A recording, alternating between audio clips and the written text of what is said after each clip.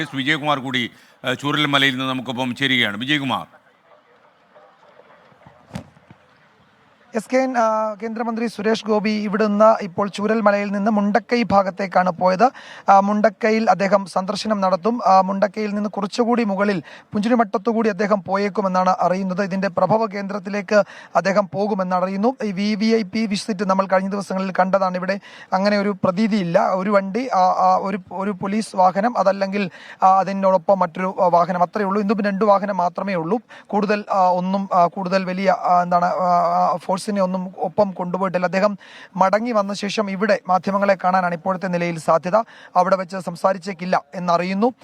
നേരത്തെ കൽപ്പറ്റയിൽ അദ്ദേഹം എത്തിയിരുന്നു. അതിനുശേഷം അവിടെ നിന്ന് ഇവിടുത്തെ സ്ഥിതിഗതികൾ, സാഹചര്യങ്ങൾ വിലയിരുത്തി ജില്ലാ ഭരണകൂടത്തിലെ ഉദ്യോഗസ്ഥരുമൊക്കെയായി സംസാരിച്ചു. അതിനുശേഷമാണ് അദ്ദേഹം ഇവിടേക്ക് എത്തുകയും ചെയ്തത്.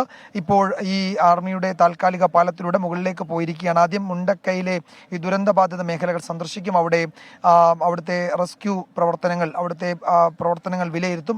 ആർമി ഉദ്യോഗസ്ഥർ അവിടെ അദ്ദേഹത്തെ ബ്രീഫ് ചെയ്യും. അതിനുശേഷം സാഹചര്യം അനുകൂലമാണെങ്കിൽ, എന്ന് വെച്ചാൽ അവിടെ സുരക്ഷാ ഉദ്യോഗസ്ഥർ അനുമതി നൽകുകയാണെങ്കിൽ അദ്ദേഹം പുഞ്ചിരിമട്ടത്തേക്കും പോകും. അതിനുശേഷം തിരികെ ഇവിടെ വന്ന് ഉദ്യോഗസ്ഥരുമായി ചർച്ച നടത്തും.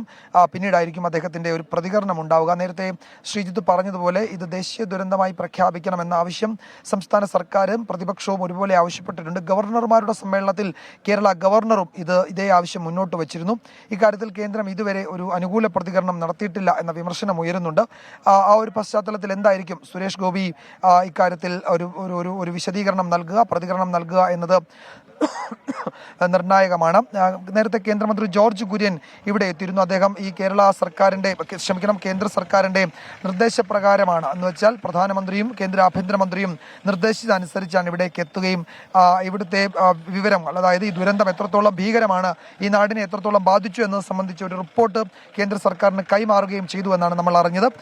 അതിനുശേഷമാണ് ഇപ്പോൾ സുരേഷ് ഗോപി ഇവിടേക്ക് എത്തുന്നത്. അദ്ദേഹം കൂടുതൽ പ്രതികരണത്തിന് തയ്യാറായേക്കുമോ, എന്തെങ്കിലും കേരള സർക്കാർ മുന്നോട്ട് വെച്ച ആവശ്യങ്ങളിൽ അനുകൂല പ്രതികരണങ്ങൾ നടത്തുമോ, ഇതൊരു ദേശീയ ദുരന്തമായി പ്രഖ്യാപിക്കുന്നതിൽ കേന്ദ്രമന്ത്രി എന്ന നിലയിൽ, കേരളത്തിൽ നിന്നുള്ള കേന്ദ്രമന്ത്രി എന്ന നിലയിൽ അദ്ദേഹത്തിന്റെ ഇടപെടൽ എങ്ങനെയായിരിക്കും, അതാണ് നമ്മൾ അറിയാൻ ആഗ്രഹിക്കുന്ന. പ്രതികരണം ഇവിടെ ഉണ്ടാകുമെന്നാണ് കരുതുന്നത്. ഇപ്പോൾ അദ്ദേഹം മുണ്ടക്കൈ വിവരങ്ങൾ നൽകിക്കൊണ്ടിരുന്നത്.